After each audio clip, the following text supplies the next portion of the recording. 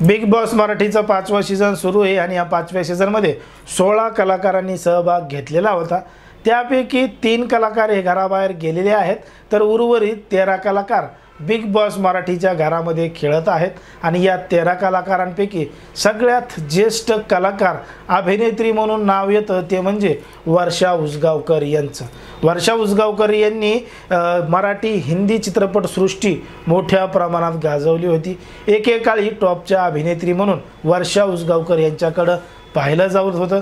मन मोहना तू राजा स्वप्नातला हे गाणं मोठ्या प्रमाणात हिट वर्षा उसगावकर यांचं झालं होतं। हमाल दे धमाल या चित्रपटामधलं ते गाणं होतं। वर्षा उसगावकर यांनी अनेक चित्रपट सुपरहिटसुद्धा मराठी आणि हिंदी चित्रपटसृष्टीमध्ये दिलेले होते आणि आता त्या बिग बॉस मराठीच्या 5व्या सीझनमध्ये खेळत आहेत।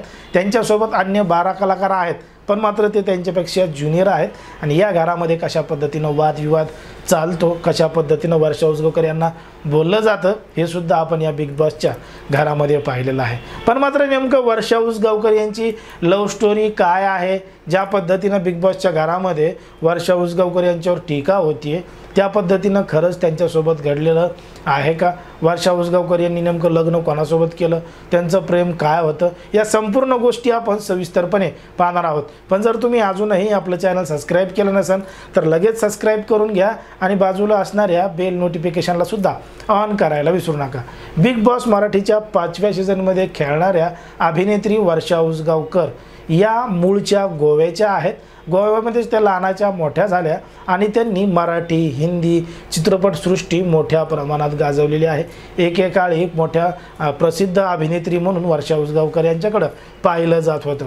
आता चित्रपटादरम्यान त्यांच्या अनेक दिग्गज अभिनेत्यांसोबत ओळख झालेली होती, जवळचे संबंध निर्माण झालेले होते। अनेकांसोबत काही जणांसोबत जवळचं नातं असल्यामुळं त्यांच्यासोबत सुद्धा अफेअर चालू आहे अशा काही वर्तमानपत्रांनी बातम्यासुद्धा छापलेल्या होत्या।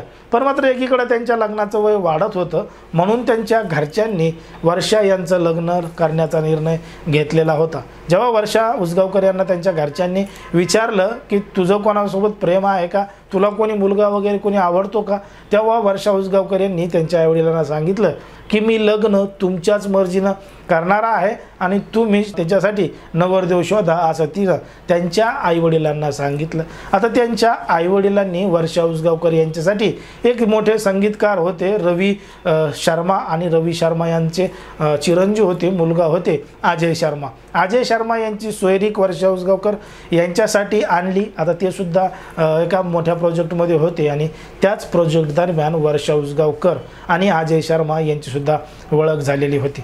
आता प्रोजेक्टमध्ये सोबत काम करत असताना या दोघांची सुद्धा ओळख झालेली होती आणि वर्षा उसगावकर यांच्या आईवडिलांनी सुद्धा अजय शर्मा यांचंच नाव सुचवलेलं होतं। मग वर्षा उसगावकर यांनी ते मुलगा मान्य केला, लग्न करण्याचा निर्णय घेतला आणि हे लग्न गोव्यामध्येच पार पडलं।